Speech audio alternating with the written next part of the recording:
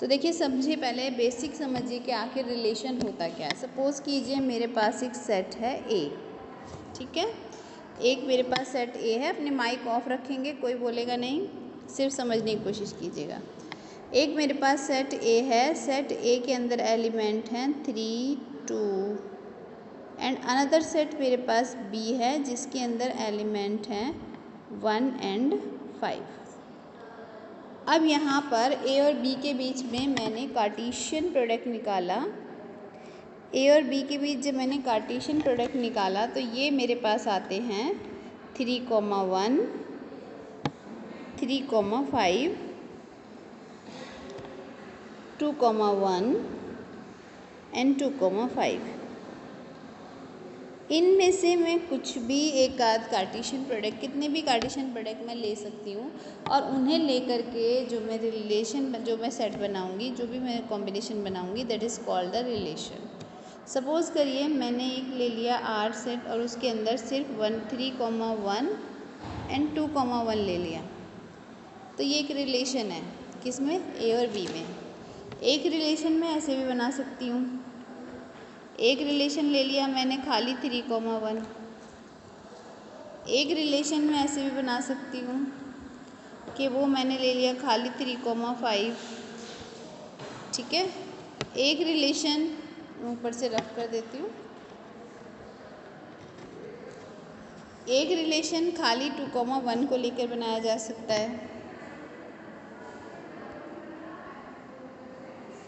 एक रिलेशन सिर्फ 2,5 को लेकर भी बनाया जा सकता है, ठीक है। एक रिलेशन हम दो ले रहे हैं, 3,1 और 2,1 ले लिया था, हम 3,1 और 2,5 लेकर भी बना सकते हैं।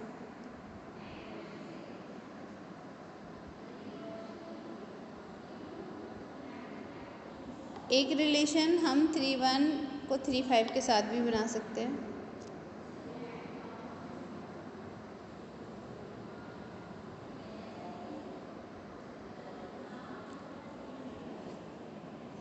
ठीक है, एक रिलेशन को हम 3,5 और 2,1 के साथ भी बना सकते हैं। ऐसी एक रिलेशन हम 3,5 और 2,5 के साथ भी बना सकते हैं। एक रिलेशन हम इन सबको लेकर भी बना सकते हैं। तो टोटल, अच्छा आपको कुछ याद आ रहा है? ये जो मैं सब बना रही हूँ रिलेशंस, ऐसे तो हम कुछ और चीज़ भी बनाते थे। क्या बनाते थे? सब सेट बनाते थे, है ना। पहले एक एक को लेकर, फिर दो दो को लेकर, फिर तीन तीन को लेकर, फिर चार को लेकर, एक 5। तो इन सबको हम क्या कहते थे? सब सेट कहते थे। तो सिंपली आप समझ जाइए अब रिलेशन क्या है कि अगर एक सेट ए है, अब बात को समझने की कोशिश कीजिए, थोड़ा डेफिनेशन को क्लियर करने की कोशिश करते हैं हम कि अगर हमारे पास एक सेट ए है और एक सेट बी है और दोनों सेट्स के बीच में एक हमने कार्टेशियन प्रोडक्ट तैयार किया, तो उस कार्टेशियन प्रोडक्ट से जितने भी सबसेट क्रिएट होंगे वो सभी सबसेट ए और बी के बीच के रिलेशंस होंगे। आ गई बात समझ में? एक सेट ए है, एक सेट बी है और सेट ए और सेट बी के सभी एलिमेंट्स के बीच में हमने कार्टेशियन प्रोडक्ट ले लिया, तो ए क्रॉस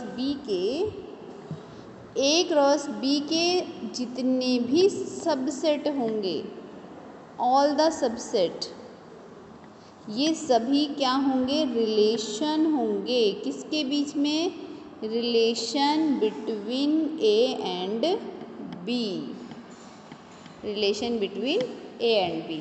अब हमें देखना है कि how many relation can we get by A and B. तो देखिए ज़रा, समझिए ध्यान से। सपोज़ करिए कि ए में कितने सेट, ए जो है हमारा एक सेट है जिसके अंदर एलिमेंट्स हैं 3, Na इज इक्वल्स टू 3। एक ऐसा सेट है जिसमें 3 एलिमेंट्स हैं। एक अनदर सेट है बी जिसमें 2 एलिमेंट्स हैं, तो Nb is equals to 2। Then how many elements will be in A cross B, ये हम पढ़ चुके हैं कल। तो ए क्रॉस बी में कितने एलिमेंट्स होंगे? तो ए क्रॉस बी में एलिमेंट्स होंगे 3 इंटू 2 मीन्स 6 एलिमेंट्स। ओके, तो ए क्रॉस बी में 6 एलिमेंट्स होंगे।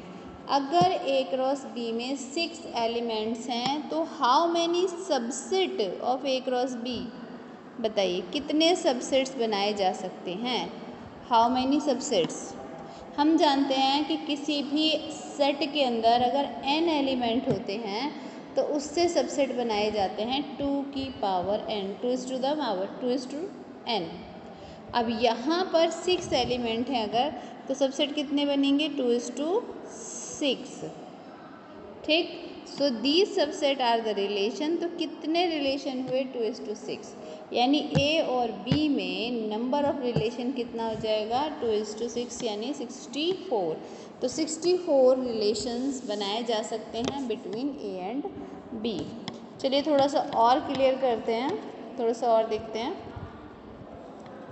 अगर हमारे पास ए है Na is equals to n, number of elements in A जो है वो हमारे पास n है, and NB number of elements in B ये है हमारे पास m। तो how many elements will be in A cross B, in A cross B there are number of elements n into m, then how many subsets are 2's to the power n into m, and these are the relation। आगे समझ में, तो इस तरीके से आप find कर सकते हो number of relation if you have known the elements in set A and elements in set B. Now थोड़ा सा और डिटेल लेते हैं कि रिलेशन है क्या। सपोज़ कीजिए हमने एक ए और बी का कार्टेशियन प्रोडक्ट लिया, उस कार्टेशियन प्रोडक्ट से हमने कुछ ऑर्डर्ड पेयर चूज़ कर लिए और हमने एक रिलेशन बनाया R इज इक्वल्स टू इस तरह से है 3,2 4,1 5,3। इसका मीनिंग क्या है, इसका मीनिंग है कि जो सेट ए है उसके 3 एलिमेंट्स लिए हैं मैंने। The first one is 3, 4 and 5, और ये जो 3, 4, 5 मैंने सेट ए के एलिमेंट्स लिए हैं, इनको मैंने सेट बी के 3 अलग अलग एलिमेंट से रिलेट किया है 1 2 3, 1 2 3, और इनका रिलेशन कुछ इस तरह से है कि 3 का 2 से है, 4 का 1 से है एंड 5 का 3 से है। This is known as mapping. जब हम किसी रिलेशन को इस तरीके से शो करते हैं डायग्राम बनाकर, तो इससे हम कहते हैं मैपिंग। और जो फर्स्ट हमारा सबसे पहला वाला जो सेट होता है इसे हम कहते हैं डोमेन। क्या कहते हैं, डोमेन।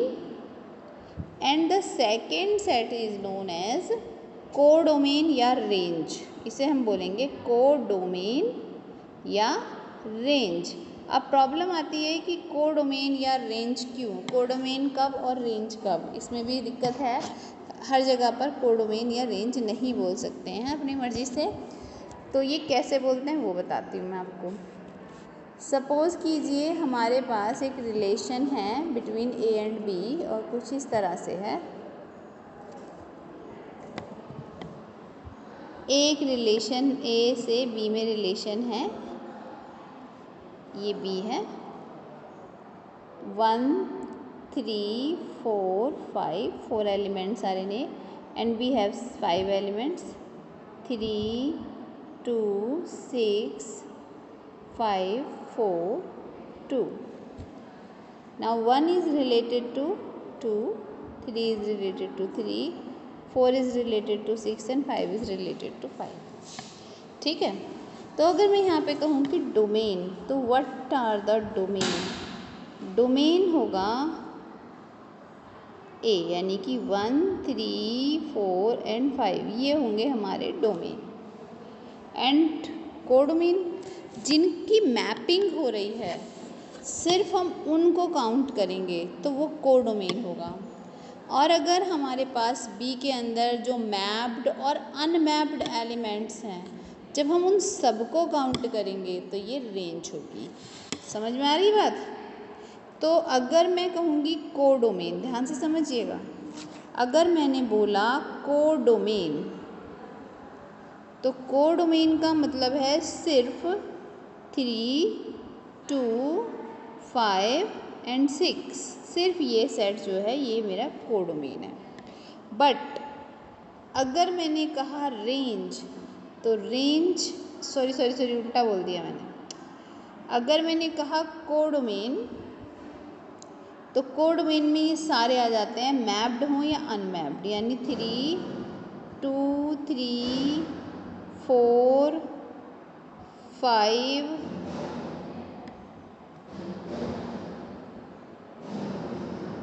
6,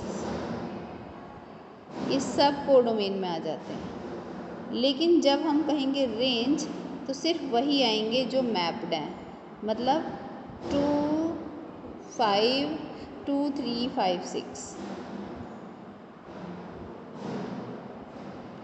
ये रेंज है और ये कोडोमेन। ठीक है, अब हमें ये समझ में आना है, थोड़ा सा और डिटेल में देते हैं सब कि कैसे हम कोडोमेन और रेंज फाइंड करने की कोशिश करते हैं। Late f(x) is equals to 3x + 1, ये हमारे पास फंक्शन है। इसमें जो हम x की वैल्यू डालेंगे, d फॉर डोमेन और d फॉर डालना, d फॉर डोमेन और d फॉर डालना, मतलब जो वैल्यू हम इसमें x की डालेंगे, दूज आर कॉल्ड डोमेन। ठीक है, तो डोमेन, x की जगह मैंने 1 डाला, मैंने निकाला f1, क्या निकाला? f1, और f1 की वैल्यू आ गई मेरी 3 × 1 = 3 + 1 4। फिर मैंने 2 डाला, तो आंसर क्या आया? 7। फिर मैंने 3 डाल दिया, तो आंसर क्या आया? 10। तो ये जो मैंने 1, 2, 3 डाले हैं, दीज आर कॉल्ड डोमेन। तो अगर मुझे डोमेन निकालना है तो डोमेन होगा 1, 2, 3। और अगर मुझे रेंज फाइंड करना है तो range R for range, R for result, तो जो रिज़ल्ट आया है वो हमारा बनाएगा range 4, 7, 10। And how is the mapping, और मैपिंग कैसे होगी इसे देखिए। मैपिंग कैसे होगी? 1 डाल कर क्या आया था? 4, 2 डाल कर क्या आया था? 7, और 3 डाल कर क्या आया था? 10। तो यहाँ हम ये ले लेंगे domain and this is the range. हमने डाला 1, 2, 3 और आंसर आया 4, 7, 10। मैप 1 का रिज़ल्ट 4 आया था, 2 का रिज़ल्ट 7 एंड 3 का result 10, and this is the mapping. Clear हो गया बेटा यहाँ तक?